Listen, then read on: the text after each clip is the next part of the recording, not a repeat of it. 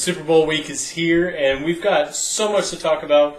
Let's start real quick with Randy Moss today during Media Day said that he is the greatest wide receiver ever. What about it? Do you agree?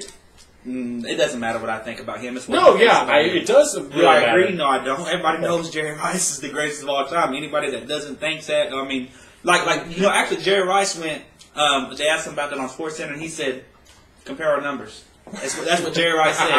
He said compare numbers. He said, let's compare numbers. So much has been made of the quote-unquote Harbaugh Bowl, but we're not going to touch on that because, let's be real, the game is played between the lines. So let's touch on that real quick. A lot of speculation this week before we start breaking down the game piece by piece. A lot of speculation come out today that's saying Ray Lewis has used performance-enhancing drugs to get back for his tricep injury. Not the guy that leads the team in 44 tackles after coming back from an arm injury. I mean, if you look at anybody that's like, oh, that NFL player used PEDs. Okay, he looks like a horse. Yeah. How is it surprising anybody? Yeah. I especially like linebackers. I mean, they're pure muscle. He used PEDs. So what? Move on. Yeah. It's a no story. I could care less. I'm so tired of Ray Lewis being in the media, anyways. Well, Ed Reed said he don't think he's going to retire. He said he could probably come back and play 10 games next year. Well, PEDs do that. Yes.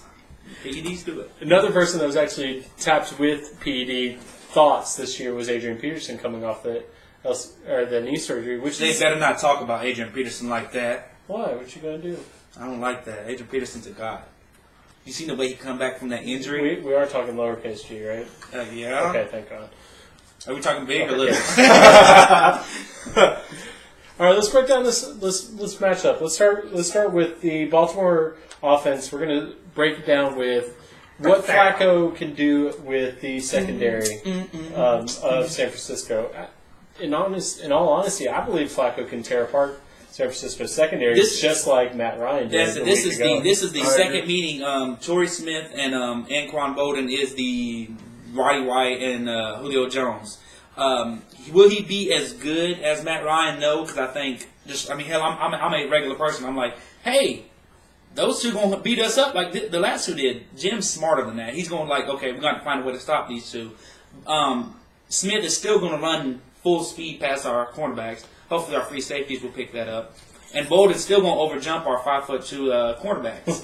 It's all about stopping that from happening too. Anquan Bolden's had a really big playoff, and I don't think it stops you in the Super Bowl. I think Joe Flacco is very comparable to Matt Ryan. Why did I almost say Matt Jones? I don't know. Matt Ryan. He's very comparable. They're almost the same player. They came in the same year. Yeah. Flacco has a little bit more success in the postseason, but 8-5, I think. Or 8-3, or he's like 8 and something. Something like that. But yeah, he has more success in the postseason. But number-wise, wins-wise, they're very similar. I think Atlanta has a little bit better wide receivers, so I don't think the 49ers are going to get torched as bad as they did in the first half with Julio. Yeah. But I do think Anquan Bolden is going to have another big game because, I mean, he's had a big game. He's had a big playoff. I think we'll be more successful against them than was against Atlanta because they don't have a Tony Gonzalez.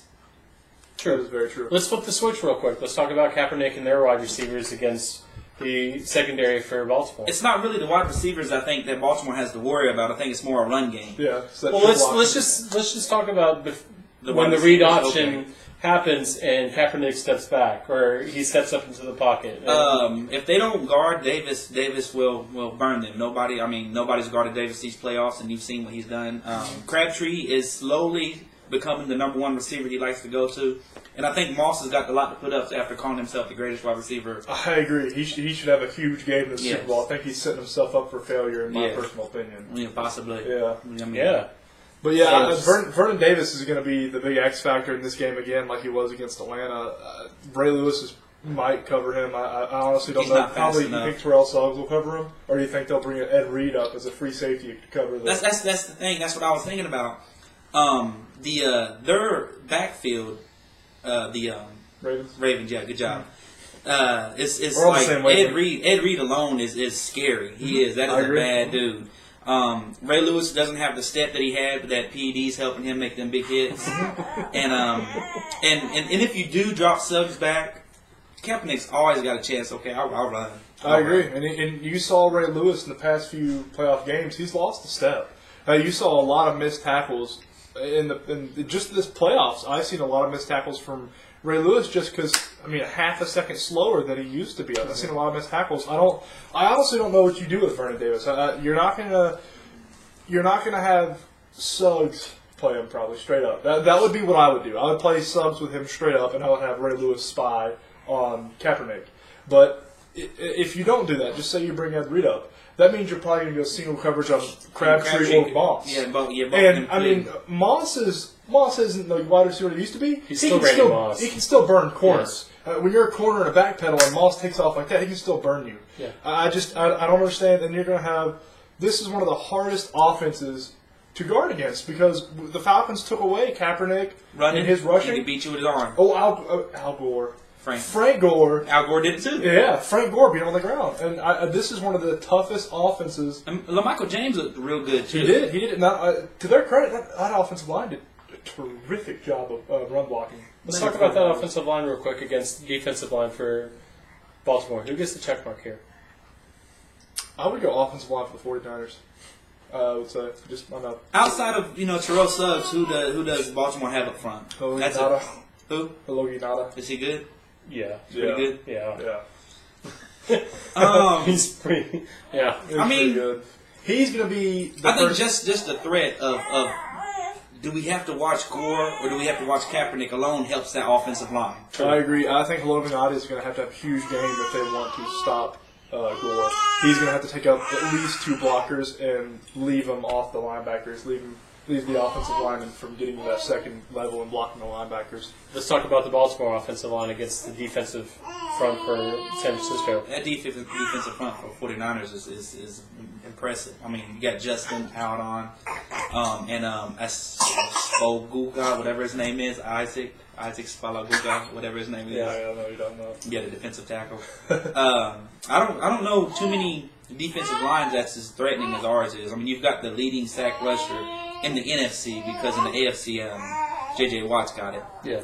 But he hasn't did anything in the playoffs yet, so it makes you wonder, when is he going to come up with something big? Mm-hmm. I agree. That offensive line for the Ravens has been terrific this year, and they've had to move a lot of people around because of injury. I really think that defensive line for the 49ers, you saw they didn't get a lot of pressure on Matt Ryan, but the 49ers still won. I think they're going to take that game tape and see what they did wrong and correct it. Because, like I said, the Ravens and the Falcons are very similar teams. I know the Ravens have maybe some bigger names on defense, but as far as the way they play, they're very, very similar. And I think the 49ers are going to take that Falcons game tape, say this is what we did wrong, especially in the first half when they let Matt Ryan, Julio Jones run over them almost completely. Yes. I think they're going to take that game tape and say, we didn't run stunts here, we did run stunts here, this is when we called blitz, this is when we did not call blitz, and I think they're going to correct that. So I would give the defensive line for the 49ers the edge in that category. Okay. Agree too? Agree, yeah. So far we've got 2 check marks for the 49ers. Let's talk about the linebackers against the running backs real quick. Greg Rice versus the running backs for San Francisco. It's almost a mismatch, to be honest with you, because in looking at what the 49ers do, granted they're going to have to do a lot, but Baltimore. Looking at what Baltimore does, especially Flacco sitting in the pocket a lot. But with Ray Rice, you're going to have to do some kind of running game in order to get those deep passes down the field towards the secondary. I agree. So Baltimore can do screens. They're real good at screens, and that could throw that. And that's something Atlanta didn't utilize against the 49ers, and that I was very, very surprised about. And that's something that I really think is going to be a big part of this, considering you guys have already given the check mark to the defensive line for San Francisco. Mm-hmm. If the defensive line gets so far upfield that Joe Flacco just dumps it down to Ray Rice, it could be I think Willis and Bowman could catch that. I think what they're going to have to do is the 49ers defensive line is going to have to stay at home on this. They're not going to be able to get upfield. If they get upfield too often, they're going to be able to run draws off of that shotgun. With Anquan Bolden and Torrey Smith going deep, you're going to have the secondary back. And if you get that defensive line pressing too far forward, they're just going to be able to run draws with Ray Rice all day long. How about Gore against the defensive linebackers and front seven of I would give both running backs on both teams the edge over the linebackers. Really? I think both linebacking cores are very good, but I just think both running backs are superior to the linebackers. Yeah. Ray Rice is a beast. Yeah, Ray Rice is a beast, and Gore is a beast, and the linebacking core for the Ravens is, let's face it, they're getting old. Yeah. Let's talk about special teams real quick. Let's talk about, from what everybody and every single expert that I have heard or listened to all week have been saying that this is going to be a really, really close game, possible overtime, possibly the first overtime in Super Bowl history. What are we looking at? We're looking at David Akers ruining it for the 49ers. Yeah. Akers, if I had to pick one weak point for the 49ers, it would be Davey Akers. Yeah. Because it's a Super Bowl. It's the two best teams in the NFL. It's not going to be a blowout either way. It shouldn't be. It's going to come down to probably a field goal game. Mm-hmm. And, David Akers is the weak link in the 49ers, and that's the only thing that worries about me. Yes. Yeah. Yes, he does. That scares me, too. Yeah. He's, as far as, special teams. He was so good last year. And he started the season off with a 63-yard field goal. Been downhill since then. Yeah. I would give the special teams edge to the Ravens. I would, too. Okay. So let's talk about overall team. We're getting down to the nitty-gritty here. Let's break down the overall game, what we think is going to happen in this game. Start with you, Bryce. Pretty much for the Ravens, what they're going to have to do is they're going to have to work off the run. They're going to have to get Ray Rice running. Maybe 3-4 yards a pop. Just something. They're going to have to establish a running game to get that play-action pass. What we saw with Julio in the first half, that play-action pass. If they don't get that working, it's going to be a long day. For the 49ers offense, what they're going to have to do is they're going to have to keep people off of Colin Kaepernick. Colin Kaepernick in the 181 rushing yards against Green Bay, I think 176 of those were before contact. So when he gets contacted, he just doesn't get a lot of yards. But he's quick enough to not get hit. The key for the Ravens on that is keeping him contained. And the Falcons did a good job of that. Yes, they did, but they didn't account for Gore. That's why I said the 49ers are one of the hardest teams to guard offensively. You can contain Kaepernick. You can contain Crabtree, who's doing so much better this year. Randy Moss, who still has that explosive ability. And then you have Gore, and you had Michael James that came out last week that was just extremely good. And you always got to count for Davis. Yeah, and Vernon Davis, who he didn't do anything all season and just came out. The Ravens have a really tough job against a really fast and physical 49ers defense, and the Ravens are just old. They're just going to have to out-scheme and out-hustle the 49ers pretty much. What's your prediction? I know it's Tuesday. Yeah. As of right now, I'm happy to go with the 49ers. That offense is just so good, and the Super Bowl champions do go through Atlanta, so I'm not going to break that down. Right? And the defense did produce 7 Pro Bowlers. Mm-hmm. How about you, Daniel? Let's break it down for you. Break it down. I think it's going to lie a lot on with the 49ers, you have to game plan against Kaepernick. Mm-hmm. You have to. With the Ravens, you don't have to game plan against Flacco. Mm-hmm. You just have to game plan against the rest of the team. It's kind of hard to beat a team where you have to game plan against one guy. But the Ravens, it's either way. It's a toss-up. I'm rooting for my 49ers. I think we can win it regardless. But I'm not going to let you off just saying that. I'm saying it's just the Ravens don't scare me. The Falcons scared me. Yeah. The Packers, I just don't think that the Ravens have... you did say 2 weeks ago that when whoever wins the NFC Championship is going to go on to win the Super Bowl. Yes. Yeah. Yes. And I'm holding you to that. Yeah, and I truly considering you did call the Harbaugh Bowl, when the Broncos went out of the AFC Championship, that's when I knew the NFC was going to win the Super Bowl. I just don't think that... the Ravens, they beat Brady and they beat Manning, but... Brady didn't have his best offensive player. Yeah, he didn't. And I don't know how they beat the Broncos. They beat the Broncos. I still don't know how they beat the Broncos, honestly. I was in shock in that game. That lucky no time left pass and Torrey Smith. Yeah, Emily and I were watching the game, and I said, "This is over. Overtime." What? Yeah. What? Yeah. What's your prediction? We don't lose in Super Bowls. Okay. We don't lose in Super Bowls. 5-0. It's been 18 years to the day today since the 49ers last won their Super Bowl. I think 94, 95, something like that. 5-0.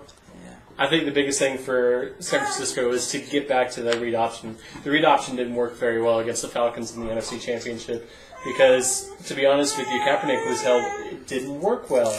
The run game, it wasn't an option. If you go back and look at the film, it wasn't the option. He really tried. I agree with you. I don't think the read option was really used very, very often in the game against the Falcons. It wasn't. I think it was more just straight handoffs to Gore before. That's because embarrassing. It was. Trust me, I feel terrible about it. But I really think he made it in the playoffs. I really believe that if the 49ers get back to that read option, I really think that the 49ers are going to have a really good shot at making it or winning the championship. The Baltimore, I really think too now. They're 1-0. You know, Baltimore is really tough with the wide receivers and seeing Matt Ryan throw for almost 400 yards against you guys a week or 2 weeks ago. It's making me really, really think. Bryce, focus. It's making me really, really think about this game. I think it's going to be. I think it's going to be. Well, I really believe that their offensive line has given Flacco enough protection in the past, and I think that offensive line is good enough to run block for Ray Rice in order to at least get Bryce, like Bryce said, get the 4 or 5 yards a chunk. It doesn't have to be anything big. No, just steady. As long as you can make the safeties or the corners come up just a little bit. That's all the separation because the separation of Torrey Smith with the secondary of 49ers, it's lights out. And the touch that Joe Flacco has on his deep balls, is really impressive. However, I really believe that the deep ball is going to be a big key for 49ers as well with Kaepernick, because Kaepernick completes 54% of his passes past 20 yards, which is most in the NFL. So it's a toss-up for me. It really is. I think the 49ers are going to win the game. I really do, but I think Baltimore is going to give them a run for their money. You know, another thing I was looking at, if Flacco goes down, who's their backup? Have they released Alex Smith yet? No, not the Flacco. Oh, Flacco. I'm sorry. I'm having a brain fart. Yeah. I can't remember who the backup Exactly. is. If Kaepernick goes down, we got a dude that can win in the playoffs come in there and do it. I think... I feel that that's an advantage for us. One of the things... I'm looking for two intangibles. And despite both tangibles going against the team I picked, against the 49ers, special teams, I think it's going to be really big in this game. Yep. And the 49ers don't have that. And I think experience goes a long way. I mean, I know Joe Flacco hasn't been in a Super Bowl, but he's been in a lot of playoff games. A couple. And he's had success. Yeah. Yeah, there's a couple people. Yeah. Oh, yeah, okay. I was already talking about Kaepernick. No, not Kaepernick, yeah. Yeah, your field general, I think that's two intangibles that the Ravens have a check mark on. Mm-hmm. But I still feel like the 49ers are the better complete team. I agree. That's it for our Super Bowl coverage for this week. Be sure to check back next week when we actually close the season out and talk about the upcoming season. The Pro Bowl was great. Yeah. We have to mention the Pro Bowl. I think it was a 62-35 victory for the NFC champion or the NFC. Has big seen the viewership ratings for it yet? Actually beat everything in Sunday night except for the Royal Rumble. Was there nothing on? Beat Royal Rumble. Did it beat the Royal Rumble? Really? That just shows that nothing else was on. TV is crap nowadays. But you get paid for the Royal Rumble. That's $45. Next week we'll recap the Super Bowl and look forward to the off season. Like we mentioned last week, we will have a draft show this coming April. It will be live. But that's it for this week. Be sure to check out the Super Bowl this week. Bryce, Daniel, and I will for sure. Enjoy, guys. This is once every year. Take care, guys.